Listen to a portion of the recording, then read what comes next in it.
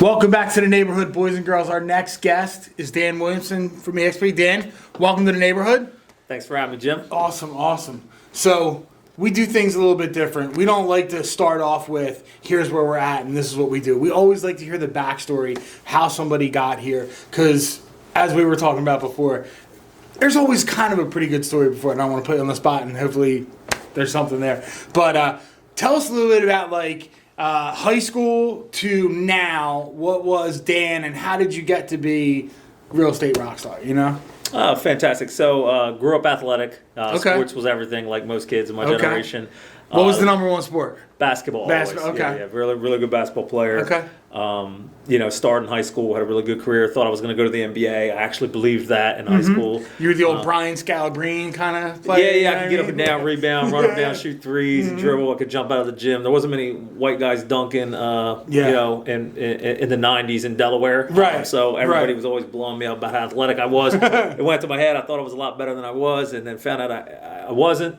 And then it's like, well, what am I going to do now, right? So came from a military family. Dad was a Green Beret drill instructor in the Army, so I was shaving my head since I was 5 years old. He'd come out to the mound and tell me, start throwing strikes if you're going up for an adoption. So weakness was not an option in our family, really.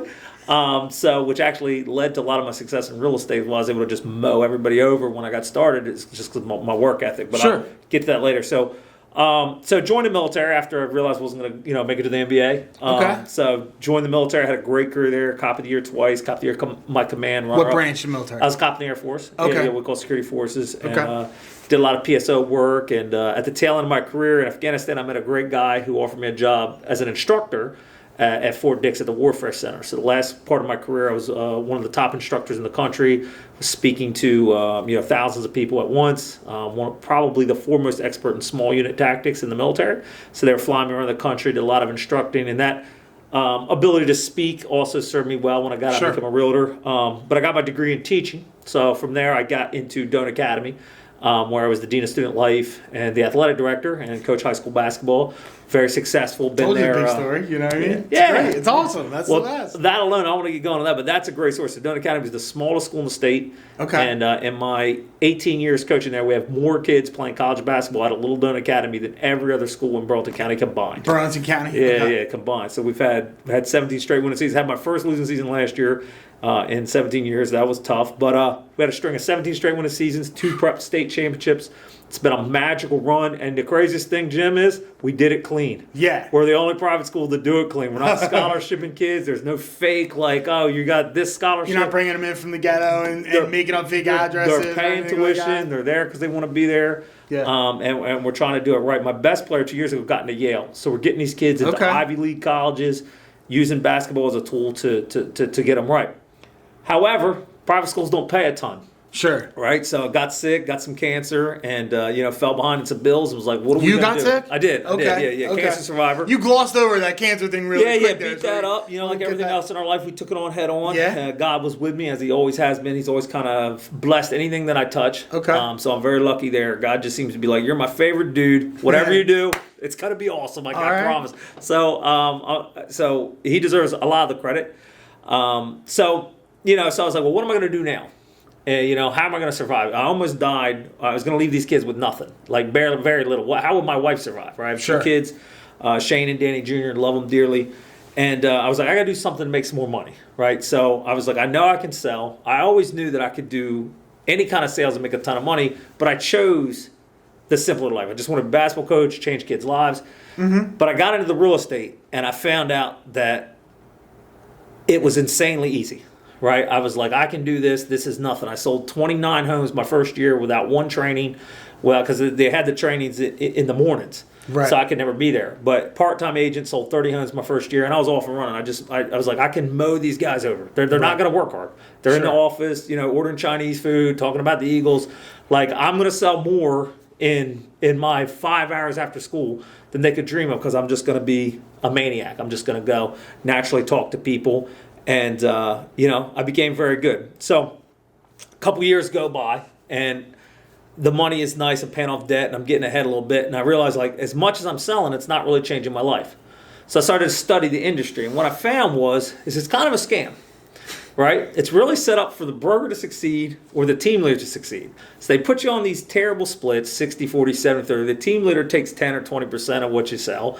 Then they make you pay for leads. You're paying desk fees. You can't survive. You might sell 20, 30 years. You're not making enough money, right? Not life-changing money. Not life-changing money. It's like, so this is set up for the regular people to fail. 87% of agents don't succeed, don't make it out of their first year because it's set up for only a small amount of portion of people to make money. Now, I had a phenomenal broker. I don't mean to say that. She was tremendous in my first job. She passed away. God rest her soul. Her name was Jenny Salvito. Incredible lady. Taught me a lot about being ethical and strong. I'll always love her.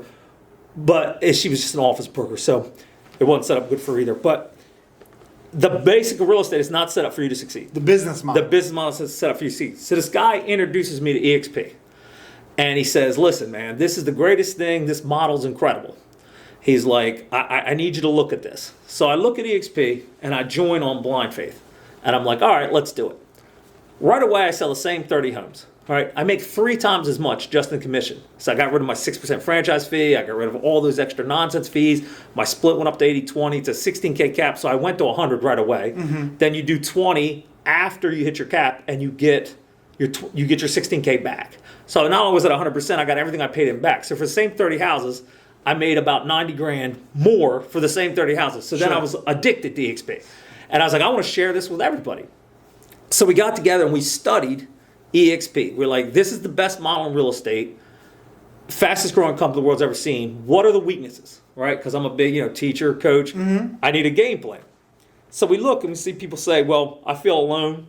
I feel isolated. There's no office, although COVID helped with that. Showed realtors they don't need an office to succeed. Sure. Right? But we saw it was like, I don't feel supported. I'm missing human connection. So I got one buddy, Michelangelo Amatia, best guy I could ever partner with. Great guy, does a lot of the tech stuff behind the scenes. And I said, dude, let's make this about the realtor. Let's be the anti-industry. Let's go all in for the agent. Let's provide live coaching 4 times a week. We've got some of the best sellers on our team. Let's provide live coaching. Let's do marketing. Let's do branding. Let's teach them how to use social media. Let's give them a business plan, and let's do it all for free. Do it all for nothing. Teach them how to generate their own leads so they're not dependent on a team leader or somebody else to help them be successful. Let's make them great. The results have been nuts, right? So who wouldn't want that? Who wouldn't want that, right? So here we are. We're not a brokerage. I'm not even a broker. I'm just a team leader. Our organization is called The Colony. And we went all in on putting people first. So right now, today, about 2.5 years in, we've got well over around 125 agents in 20 different states and 3 different countries. We're providing them with all that training and all that service for nothing. We're not in the I won't even let them buy me a cup of Starbucks, right? So what's been crazy is it's working, right? So the average brokerage, right, about 10% are outselling the national average. In the Colony right now, 63% of our agents last year outsold the national average. Wow. So the way we're training, coaching, developing, loving, encouraging, you get a morning accountability text from us, like we do it all. The coaching is free. It's absolutely incredible what we've been able to do. We're changing the way you look at real estate. It's about you. It's about you succeeding. Now, this has made me very unpopular, Jim. Yeah. Yeah, because I'm changing the way people do it. So people... all the old... we don't want to talk about any business names, but the old guard that might be owned by someone that rhymes with Schmar and Muffet, those companies, they don't like the change. They don't like the new way of doing things. They don't want to hear 100%. They don't want to hear $16,000 cap. They love the 60-40 split. So, of course... It's not popular. They're going to talk bad about you and probably look for every little thing to pick a hole or exploit or whatever else for that. Well, I make it very tough because I'm ethical in all my deals, right? Because I'm making so much money, I don't have to cut. I don't have to worry about how I'm going to feed my family because all this wealth and success has led to me opening other businesses, buying other businesses, praise God. But what has happened is the largest brokerage in the area have come to me and offered me a brick and mortar. The largest brokerage in the area was like, we'll give you a brokerage with us, no franchise fee for free. And I was like, I don't want it. I don't believe in your model. And so one of the most successful was like, you're the dumbest businessman I've ever met. You should be making $3-4 million a year. Every one of those 100 agents you could be putting on 60-40 split. Your coaching is so good, you could be charging them $1,000 a month for your coaching. And he's like, you should be making millions. And I was like, but then I'd be you and not me. I love the way I'm doing it. I don't need I don't need to make it off the backs of my people. When you join EXP with me, I want to change your life. So not only do you get all the benefits of the EXP, we also teach you how to buy, sell, flip, and invest in housing. We have healthcare through EXP, but through Investor Army, we teach you how to flip properties, invest in properties. We have a private equity fund. We teach you how to invest your money. We want our realtors that join with us to have time, money, and freedom. We want to change the life. It's something that's on my shoulders. So the obvious question I gotta ask, Give it to me, before baby. you get too deep into it, is what's in it for you? I'm a business person, been in business since I was 13 years old. I love helping people. I want to do all that stuff. Still, there's got to be something in it for me. So if you give it all away for free, what's in it for you? Okay, well, first thing is intrinsic rewards. Okay. Changes in people's lives. I have realtors that Huge. That's huge. It is huge. You can't really put a price tag on that. Can't put a price tag on it. They don't leave us. How could you ever leave us? I'm giving you all this for free. I'm coaching you. I'm trying to be a part of your life. So most of our realtors would never leave us. Once in a while, husband and wife break up, whatever. Every brokerage has that. You know what I mean? But for the most part, unless there's a relationship breakdown on an organization, our realtors stay with us forever. They love us. So the interest and rewards mean a lot to me. I've always been a guy that was team. Think about it. Sports growing up. Right. Military. Right. Coaching. Nothing more than team than all that. You know what I gave away my talent for free my whole life to help other people. So this comes kind of naturally to me. But the truth is, listen, I do okay. You think I can't sell? At any time, I'm still going to be at 100% EXP. I capped, 3 weeks this year. I got June 1st, 3 weeks in. I'd made my 16K cap. So you think I can roll up my sleeves and sell as much real estate as I want to. I just choose not to. I did 10 million last year. I'll do about 9 this year. But I've cut a lot of myself back. I give a lot of my stuff away to younger realtors on my team. But I can always make money. But the truth is, building this organization is I want to be the largest real estate organization in the world. I want to have 1 million agents underneath me with EXP Realty. I want to have thousands and thousands, and I get 3.5%. If I bring you into EXP, Jim, sure, I get 3.5% of your commission out of the 20% of EXP. So that's the perfect answer that I wanted to hear, because this is where I have the argument. On your end, I have the argument. People are like, that's multi-level marketing. That's a pyramid scheme, blah, blah, blah. And I hate that answer, but I want to hear I wanted to hear your answer to that question, because I know what I say when people say that. I love that, Jim. I love it because they say it to me too. Yeah. Two biggest areas I get. I'm so glad you brought that up. The first thing I want to say is this. I get that 3.5% from EXP's 20. Right. I don't take anything from you. I don't want to do that. Sure. I want to be there. And then somebody really high up in EXP told me, the friend the other day, I said, do you think I'm a fool for not having a mega icon team? She said, you're the only one doing it this way around the country. You just have to tell your story. She's like, because if you told your story, everybody would be jumping onto your organization. She's like, I think you're ethical and decent. She's like, I love you. She's like, but you're losing quite a bit of money. I was like, but the end game might be beneficial. But this is what I say to people when they say, hey, EXP, because of course they're going to trash EXP because they can't compete with the model. So they have to attack it and be like, oh, it's a multi-level marketing scheme. Guess what? Anybody who's thinking that out there, guess what? Everything's a multi-level marketing scheme, stupid.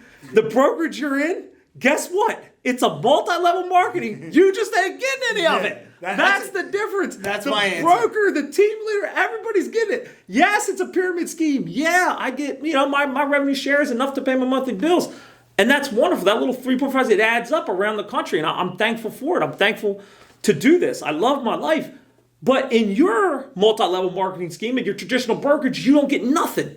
In my brokerage, we pay you first. At EXP, the bottom gets the profit first, right? And then the higher ups get paid. So I'm profiting the least when you sell a home. So when you come work for somebody else, they're profiting sometimes more than you are for selling a home. I'm profiting the least of anybody in the transaction, and I'm providing you all these things: live coaching, great training, accountability calls, 4 live coaching sessions a week on the internet, but I'll come to you too. Any of our teams, I go visit once a quarter, go down face-to-face, knock on doors, teach them how to sell. But I do all this for free with the end goal is one day I'd like to have 10,000 agents underneath me and never work again. EXP gave me time, money, and freedom. Yeah. And that's what I would give to everybody else. My argument is, because it's a very similar thing, is the opposite of a multi-level marketing scheme. Because most times with a multi-level marketing scheme, you charge a fee for someone to join up and you make a percentage of that fee. But in EXP or in the other parts of stuff that I'm involved in, I invest my time and energy in you, hoping that you close a transaction for me to make a small amount of money. So it's the opposite of a multi-level marketing scheme. I'm investing in you, hoping that you'll do a transaction rather than me saying pay $5,000 to be a part of the organization and I get $2,000 of the $5,000. It's crazy for people to say, oh, it's a multi-level marketing scheme. I can tell you the truth, Jim, and this is the honest truth.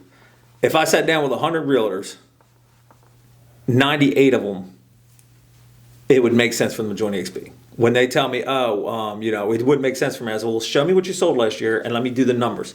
And if you just do the numbers, take emotion out. I've never met with it. I just met with a successful realtor the other day at a 100% flat fee shop. In no world does 80-20 match 100.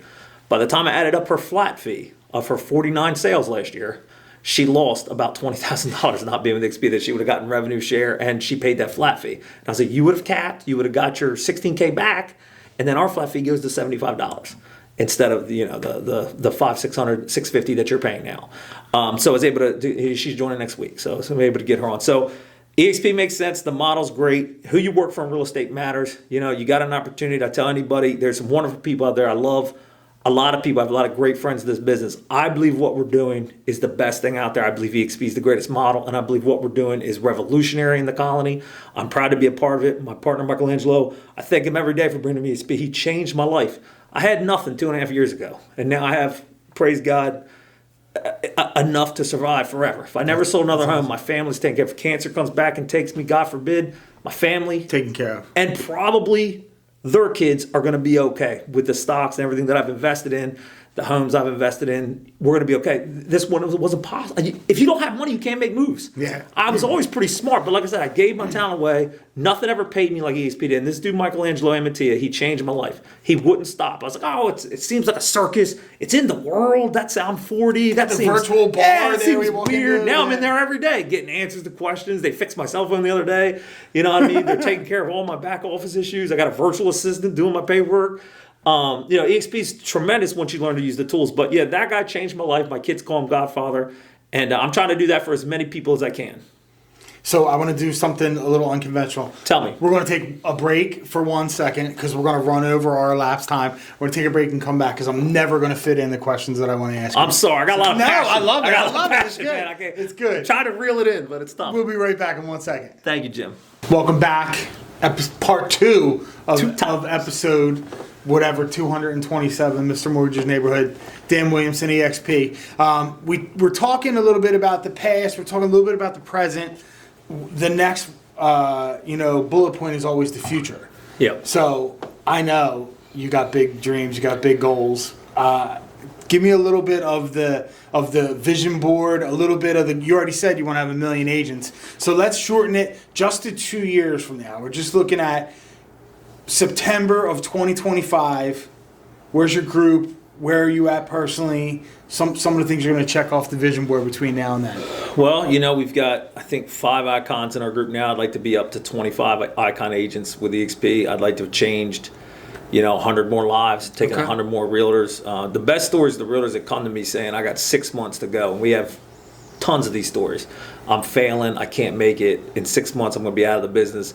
And they've come with us and seen great success. Those intrinsic rewards mean a lot to me. And those people will stay with us forever. Yeah. And they're usually our best recruiters under me. But I think the next step for me, talking to the person with the EXP with the mega icon teams the other night when, she had said, listen, I respect you're the only one doing it like this.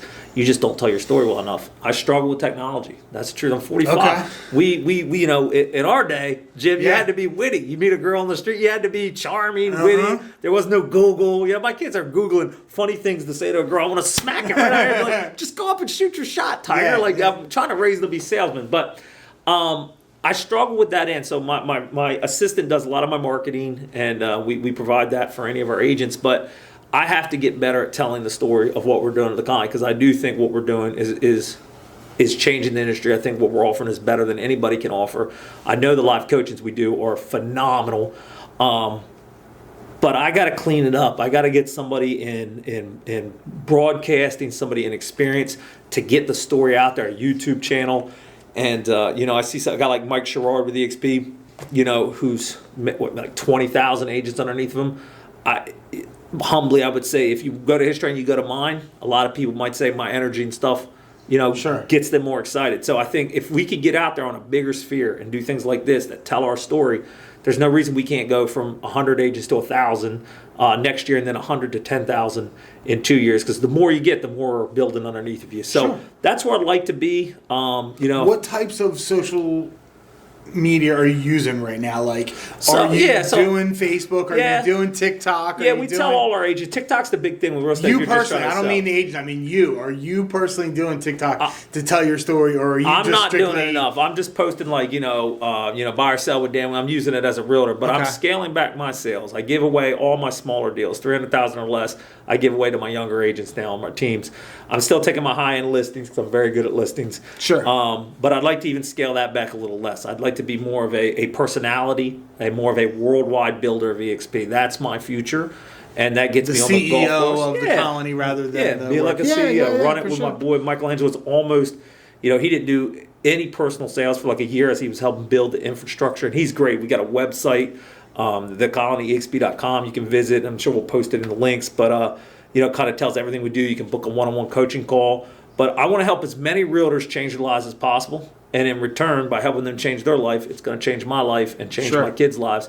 And I'd like to do that. So that's the next goal for me, is to just, become more of an online person. Maybe have my own podcast. Connor Steinbrook is a guy that I respect very much with EXP. He does 2 calls a week, and he gets 100 or so people to those calls, and I have those 100, 5, 10 join every week. Sure. So I'd like to start doing more of that, meet the colony, sessions and things like that. But I need help. I mean, that's the truth. I'm very talented. I have a lot of passion, a lot of energy. I'll work you all day long, right? That's just who I am. But when it comes to, you can't outwork technology. I need somebody that's really talented that can get me in front of hundreds of thousands of people on a podcast every week out there in the social media world. So that's the next step for me, because like this wonderful young lady said from EXP, she's like, if you were telling the story, you'd probably be the number 1 EXP agent in the world. Huh. And that opened my eyes. And I was like, do you really believe that? She's like, you're the most ethical, decent person. She said, nobody's doing it like you're doing it. They're just telling their story better. She's like, if you could tell your story, who wouldn't join EXP with you? Yeah. If they're going to join EXP anyway eventually, why wouldn't they join it with a guy who's not trying to take anything from them? They're just trying to give it all back to them. So that's the goal. That's where I got to get to make this thing happen. And I'd say this, and I believe it. I've spoken to it before. God just seems to be like, you know what? If you're going to do it, I'm going to bless it and make sure it happens. So if I get the right people connected with me. That's a good feeling to have, right? And I'm willing to pay them. Yeah. I don't work for free. So I'm going to have to invest probably a large amount of money to get a professional production company, handling my marketing and get me out there. But I'm willing to do it. Nice. Because I believe in what we're doing. I believe it with everything in me. Now, you said a word that is dear to me. You said it like 3 times as we're talking. Not really about business, but you said work ethic 3 or 4 times. And it's something that I joke around about. I have 7 kids. They range from 30 to 7 months. Yeah. And I try to instill in them all the time work ethic, because I don't think that the younger generation really gets it as much as... No. I'm 51. You said you're 45, so we're similar in time. When I was 12 years old and it snowed, I couldn't wait to go outside and shovel snow to make money to spend it. Yeah. Kids nowadays don't really have that same energy. So what are you doing with your kids or with the people around you to kind of convey your work ethic? And before you even answer, the follow-up question is, how do you deal with someone that you care about in your family or your organization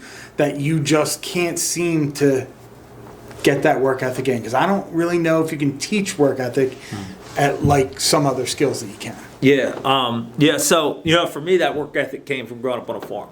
So, we spoke of my father who was in the Army. He was actually my biological grandfather. So he adopted me rather than me go to foster care. So, he got cancer and he was sick. So I grew up on a farm working mornings till nights. That's who I was. Peppers, watermelons, tomatoes, covered in dirt, from early in the morning till late at night. That was work, right? Calling Fizbos compared to being covered in dirt is not work. So I laugh when people say, I'm so stressed. I mean, this real estate thing, this isn't work. Nobody deserves to make this amount of money. I mean, the money we make is nuts. All right, anybody tells you is out of their mind. Like, the money we make is crazy. You just gotta be good at keeping the deals together. Got to be good at negotiating. You got to be good. You got to be on point.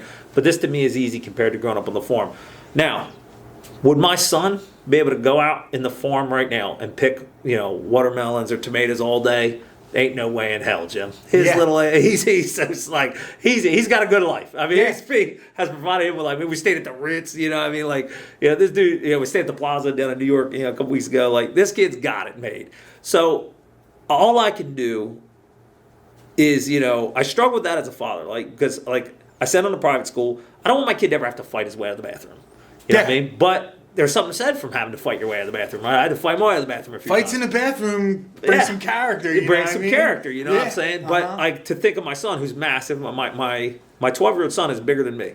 He's going to be 6'10". We think he has a legitimate chance to make it to the NBA. He's unbelievably gifted and skilled. He's going to be something. I try to use sports to teach those life lessons. And that's something I've picked up through coaching that I'm pretty good at is, I'll go in with my son, we'll lift, we do squats, calf rises, push-ups, sit-ups, and then we do every post move 100 times, and then I'll let him shoot the stupid three-pointers. I let him take 100 three-pointers on the gun because they all want to shoot Dirk threes. Nowitzki, right? That's what he's looking like? So I try to use sports to recreate that toughness and that work ethic and that ability. But it's hard. I mean, listen, the truth is you're going to give me all kinds of trouble here, but the truth is we are killing men in our society. We are absolutely massacring. We're demasculating men all over the country, right? It's unbelievable. And I'll just say this, if you get in real estate, we have a realtor on our team, Frank Punzi, got into real estate. He's in his 50s. First year, destroyed everyone. I mean, I won't say I don't think he'd be comfortable telling people what he made his first year in real estate, but it was more than I made probably my entire life up until I got into real estate. In his first year, he just hands out his card to everyone he sees. His work ethic is through the roof, right? He rode with me for 3 days. I was like, I'll teach you how to hustle. I'll teach you how to do it. He's like, I know how to hustle. He was off and running and crushing one of the most successful real estate teams, the Punzi team, in the state. Absolutely crushing it. Right? They've got like 15 under them already. Been doing it about a year. Just hit Icon. First year. You can't teach it. You can't make people tough. You can't make people want it. My thing is I try to motivate you, push you, hold you accountable. Like the message I just sent this morning, how bad, I sent it to my guy Joe, just joined Joe Albano. Yeah, how bad do you want it? You're 20 sales, 30 sales, and 5 agents a year away from changing your life. You get 5 qualifiers EXP, that's $1,100 a month, passive income free. That's your utilities. You get 25 that are just capping. They don't have to be great realtors, just average realtors. That's $75,000 before you get out of bed. That's a great life. Yeah. So how bad do you want it? Are you willing to sacrifice? Are you willing to go to apartments and hand out cards? Are you willing to send out first-time buyer information? Are you willing to work your sphere? A lot of people are scared. They're scared of this level of success. And that's something it's my job as a real estate coach to help them through, help them understand God didn't create them to be small. They can have the life they want. And this is the easiest way, unless you went to school to be a doctor or you went 8 years to be a lawyer. Like, this is the easiest way to change your life. Anybody can do it in real estate. All you have to do is get out and go hunt for your own food. Be a savage. Because in this world, nobody's a savage anymore. It's crazy. We're not friends on Facebook yet. We will be here in like 2 minutes. So don't threaten me with a good time. You'll know this about me, but I just wrote a book called Optimizing Failure. And the basis for the book is that we are robbing the children in our society today of failing, and failing is what builds the character. We're bubble wrapping the kids. We're not letting them fall out of trees. We're not letting them lose. We're not keeping score at sports. We are not letting the younger society lose. And I went through in the book and traced all in my life these horrible failures that I had of being self-employed and being broke when I was 18 and all that stuff. But all the positives that come from it, every wonderful thing I've ever done for my kids to everything, all came from a failure. And I think whether it's the male part of it, which I agree with a lot of, but we're really killing male and female. We are killing the kids by not letting them fail, by not letting them take chances. And that's why kids are intimidated. I was not a good-looking kid. I always had a good-looking girlfriend because I wasn't scared to go walk up and talk to a good-looking girl because the worst thing she could say is no. And there was another girl behind her I would talk to then. It didn't matter. I'm down with failing. But you should see my wife, Jim. I asked her how this is a true story. People see my wife, they're like, you must sell a lot of real estate. She's an absolute bombshell. I'm talking Irish Catholic eyes, beautiful girl. And when I got her to go out with me, I was just a poor basketball coach at Dunn Academy. She saw me in my best light, coaching me around the kids. But I asked her out, 18 times until she said yes. I just a dog. I wasn't going to stop until she said yes. Right? Thank God we didn't have human resources back then in Dunn Academy. I probably would have been fired. It was a much smaller school then. But yeah, 18 times until she said yes. I knew the life that we could build together. I saw it and I was like, I'm done. I saw her run up down the soccer field, long black hair, Catholic League MVP twice at Archbishop Bryan. I was like, I got to have her. And I just I wouldn't stop. I just wouldn't stop until she said yes. I knew it was going to be great. Now we have 2 great kids and a beautiful life, 2 great dogs. But yeah, I'm with you. I worry about that constantly. I try to help young people, get it right, get it straight. And, I want my sons to run the business. I'm creating it for them. EXP, you can will it all down to them. Mm-hmm. So they're going to get my downline. They're going to get everything that I've built. And the young one's a little wild. I do worry he's going to blow it all. But I talk to him every day. I'm like, listen, make good decisions. The oldest one is calm, math, science, but not like an outward guy. The young one walks in the room, he's like, hey, who wants to love me? You know what I mean? Like he's the 12-year-old's got all the energy. So I think together there'll be a good balance. But yeah, we're not doing young people any favors. The everybody get a trophy thing has just slaughtered our country. I see, it's crazy because I go back and forth with that because I remember when I was 5 and I played Little League and everybody got a trophy. Okay. And I kept that trophy that was good. But when you were 8, not everybody got a trophy anymore. And that's what I like. I'm okay with the intro, everybody gets a trophy. But telling 8-year-old kids that everybody wins is a lie. You know what I mean? Life's competition. Yeah. There's winners and losers all over the place. Yep. Second place sucks unless you're in the Olympics. The silver medal's kind of cool. Yeah. But other than that, Ricky Bobby's right, man. Second place is first loser. Love me That's some Ricky Bobby. Goes, I quote Ricky Bobby a lot. And it's funny because I have 6 daughters. Oh, fantastic. And 1 son. Okay. So I find myself fighting the battle of being too masculine or saying things like you throw like a girl and you can't say that. 6 daughters. Yeah, you got 6 daughters. You know what I mean? Yeah. So you can't say. But it's a battle because I know that the world that they live in, the stuff that they're being taught in school is not going to help them most of the time. It's important to be smart and educated, but in reality, like I said, I stopped coaching sports in my town because they wouldn't keep score, and I'm like, look, that's not real life, man. I can't do that. I can't have kids that are 8 years old playing a soccer game and there's no winner. That's ridiculous. Yeah. 4 years old, okay, you want to have the first year of them in? Okay, I'm cool with that. 8 years old, so that's the battle that I fight. Well, let me tell you what I believe about raising young people to be extraordinary. I learned this working with young people doing Academy. I think it comes down to a couple things. One, the best thing you can do for your kids or any young people is autonomy. You've got to teach them that they're okay on their own, right? That if it's just them, they can be okay. Competence.